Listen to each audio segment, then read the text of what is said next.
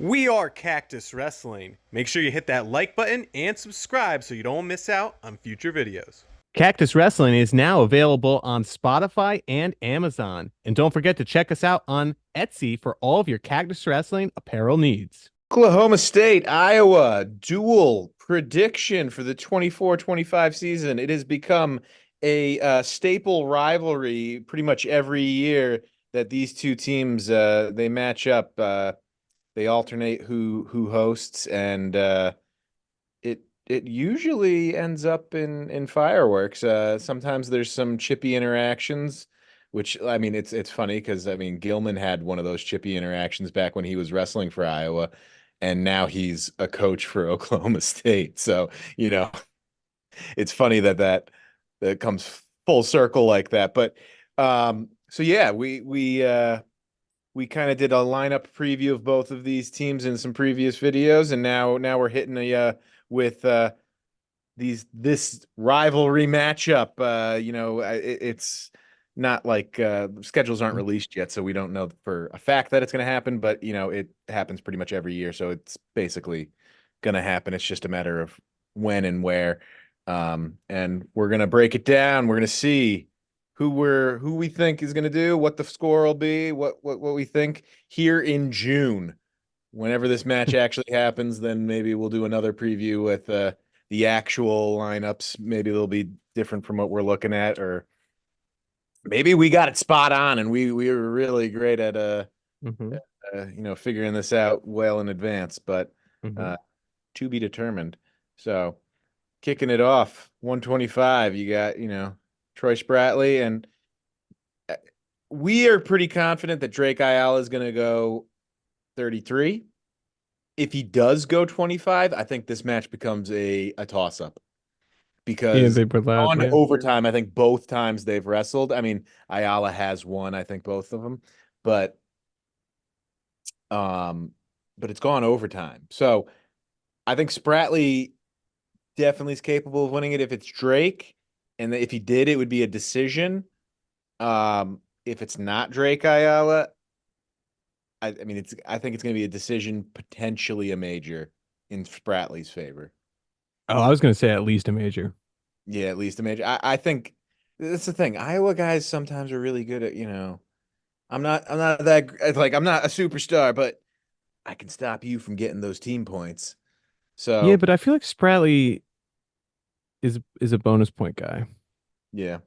So I'm gonna say, for argument's sake, we're putting Drake Ayala at 133 and Drew Ayala or even Joey Cruz, whichever one of them would go out there. I think Spratley wins. Yeah, I'll agree with 4.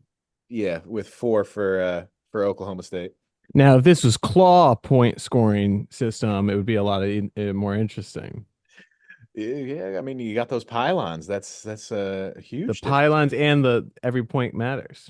Yeah, exactly. Yeah, that's true. I mean, hey, we have a video where we pitched that as a rule change in duels before claw, but The Cactus Wrestling Professional Wrestling League coming summer 2029. 2020, yeah, it's still in the infancy. Yeah.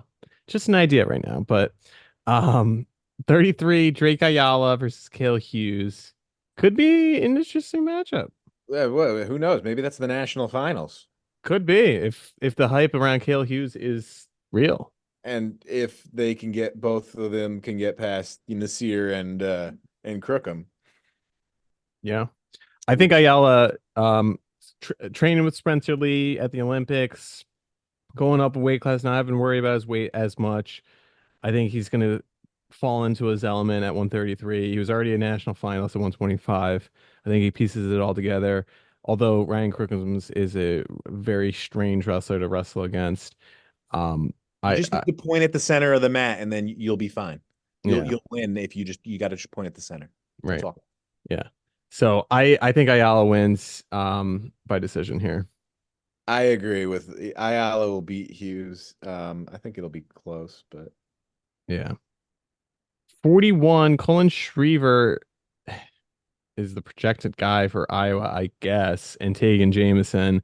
Jameson had a disappointing NCAA's last year, but he had a good regular season. Shriver is a historic 33 pounder, bumping up, trying to replace Real Woods. Um, I would give advantage Oklahoma State here. Definitely, I'd say Oklahoma State with a decision. Yeah. Um, yeah, Shriver. I mean, Shriver's been a 33. Like it's yeah. Yeah.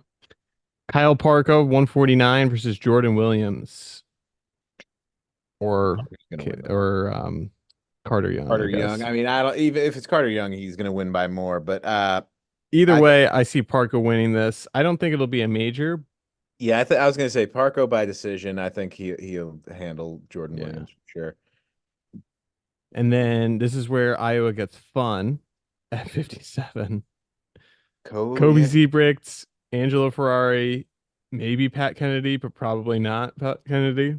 yeah, and probably not Angelo Ferrari. Like Angelo No, Ferrari's no. probably 65 or 74 as a red shirt. Yeah, Kobe Seabrook was a national qualifier 2 years ago, got banned for gambling last year, and then Teague Travis uh was around a 16 guy Yeah, I last think he won year. a match or two. This is a toss up. I could see this going either way.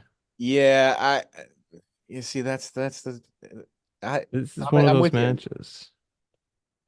I'm yeah, I don't know. That I have could no idea. I have no idea. I like part of me wants to pick Seabrecht, but it could very just as easily go Travis. Could always circle back to that one. Yeah, we'll circle back. They're ending at 57. They're starting with Caliendo and Kennedy. Yeah, Or Caliendo and Amin. I think Caliendo beats Amin. He's beaten him in the past. I know you're high on Amin getting back to the podium last year, or this I mean, I year. do think that Amin will get back on the podium. I don't think that him wrestling Caliendo is gonna affect that really, but um I wanna yeah, well that's I mean, it was tough. an overtime last match at Big Tens last year. And an I overtime match in the. Oh, they wrestled twice at the Big Tens last year, and both of them were overtime, and Caliendo won both of them. I was gonna say I'd favor Caliendo. Yeah, yeah, I agree. Overtime victory. Another overtime. Dean Hamidi versus Gabe Arnold or Nelson Brands or Pat Kennedy. I I mean Hamity, I'd pick him over Arnold. Not Brands, over Brands? I'm Really? I'm iffy on that. Why? I'm iffy on that. I don't know why. I think Hamidi borderline majors, regardless of who it is. Borderline mate. I would say he decisions. I would pick Hamity overall for the win, but Decision. yeah, I would leave it as a decision. Mm. That's just regardless of who gets sent out there, I think Hamity pulls it out. Even though I don't know why, but Brands gave me some pause. I mean, he's back for his seventh season. 28 years old. He may be 26. But I don't think I mean, this one's tricky because the last two times they wrestled Plot he lost. Well, yeah, that's the thing. You might think, oh yeah, Dustin Plott, no brainer right here. But 2 years ago, Nelson Brands at 174 beat Dustin Plott in the last two times they matched up. But here's the question. Had Nelson Brands not been gambling, how do you think he would have done at 174 last year? Do you think he would have been in second place? Well, Dustin Plott was at 84 last year. I know, but do you think that Nelson Brands would have been second at 74? 74 had Carter. Yep, it had Carter, Griffith, it Rocco. had Rocco. Those were the top three. It had Mackay. It had Mackay, who got pinned by Pasuk. And then they reversed it Yeah. because of the that was such a stupid call. But No, I don't think Mills and Brands makes the finals last year. so I'm gonna say Plot wins. Wow. 84 momentum going in Plot's favor. I think so. I think that last year Plot really separated himself from the things, and Brand's not being able to really compete at all, I think is gonna have hurt him, and Plot's gonna be able to. Yeah, but just because they don't get to compete doesn't mean they're not in the room still. I mean, his Okay, he's dad's still the in the room, coach. but Dad's the coach. so is his uncle. But Exactly. that This is doesn't. Nelson Brands. Yeah, it's Nelson Brands. His highest finish is Lost what? to Carter by 1 point. Yeah, Pretty maybe much beat Carter. pretty much beat Carter. Yeah, okay. Yeah, I'd love to see that matchup. Roll it back. Uh, you're saying plot? Oh man, this is tough. We don't have a third party intermediary Mike. here.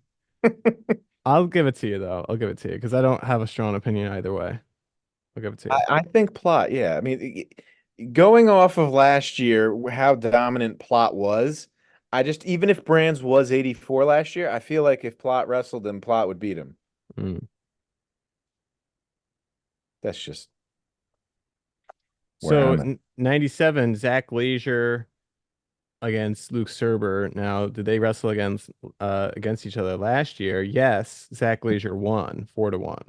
I was gonna even without hearing that, I was gonna say Glazier should win again. Yeah, Probably very comparable score, 4-1, yeah, maybe 4-2. yeah. And then Wyatt Hendrickson versus Ben Keeter. I think Wyatt pins him. Oh my God, you sir, that is not real. I think Wyatt pins him Why? because he's a pinning machine. Okay, cool, but Ben Keeter, did Greg major him last year? I think he Yeah. did, right? Yeah. If Greg can major someone, I think Wyatt can pin them. It was 9-1, yeah, 9-1 last year. We didn't see why If at Greg can NC score 9 points by just laying there, I think Wyatt could pin him.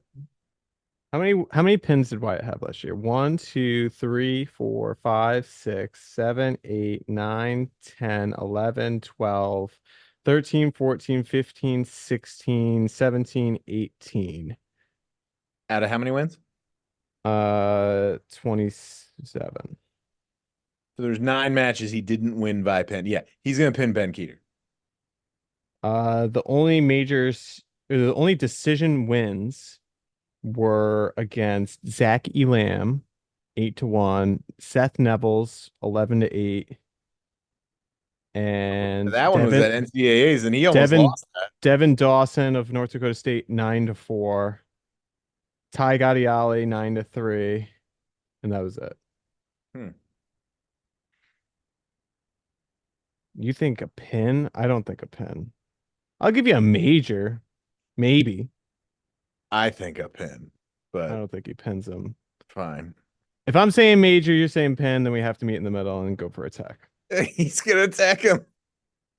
I don't think he'd tech him. Then we're doing a major. I think he'd pin him. I don't think he'd tech him. So let's do the sum. Well, we don't even have 57 in. Well, that's gonna be the match. Sum I mean, I'm still leaning towards Seabricht. 17. 17-12. Oklahoma State in favor. So Seabrick would have to have a tech or I pin think for an Iowa I think win. whichever way that match goes, I think it would be a decision. And I don't know why, but I'm leaning more towards Seabricht.